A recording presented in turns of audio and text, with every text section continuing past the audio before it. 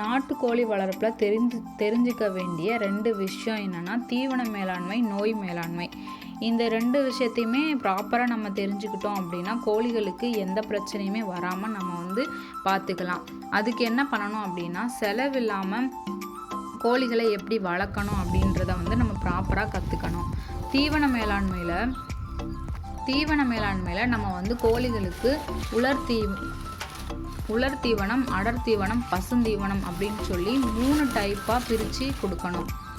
உலர் தீவனம் அப்படின்னா நமக்கு கம்பு, சோளம், அரிசி இந்த மாதிரி பொருட்கள் உலர் தீவனத்துலேயும், அடர் தீவனம் அப்படின்றப்ப தவிடு, கோதுமை தவிடு இந்த மாதிரி பொருட்கள் அடர் தீவனத்துலேயும் அடங்கும்.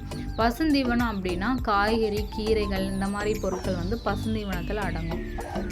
என்னோட கோழிகளுக்கு பசுந்தீவனமும் உலர் தீவனமும் சுழற்சி முறையில் நான் கொடுத்துட்ருக்கேன். இன்னும் அடர் தீவனம் நாங்கள் வைக்கலை.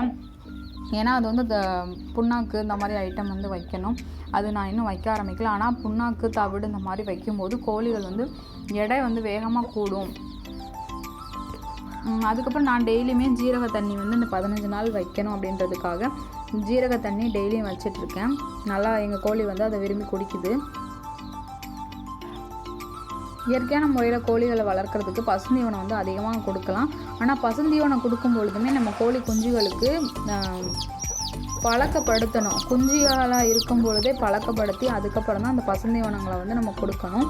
ஏன்னா நம்ம மேய்ச்சல் முறையில் வளர்க்காமல் நம்ம அடைச்சி வச்சு வளர்க்குறதுனால அந்த பசுந்தீவனத்தை குஞ்சுகளாக இருக்கும் பொழுதே கொடுக்கணும். திடீர்னு நம்ம பசுந்தீவனத்தை கொடுக்கும்போது இந்த குஞ்சுகளுக்கு செரிமான பிரச்சனை, இந்த மாதிரி பிரச்சனைகள் ஏதாச்சும் வர்றதுக்கு வாய்ப்பு இருக்குது. ஸோ முதல்ல இருந்தே இந்த கோழிகளுக்கு கொடுக்கக்கூடிய தீவனங்களில் டெய்லியுமே பசுந்தீவனங்களை கொடுத்து பழகுங்க. அது மாதிரி உலர் தீவனங்களையும் கொடுத்து பழகணும். இது குஞ்சுகளாக இருக்கும்போது உடச்சி கொடுக்க பழகுங்க. ரொம்ப நன்றி.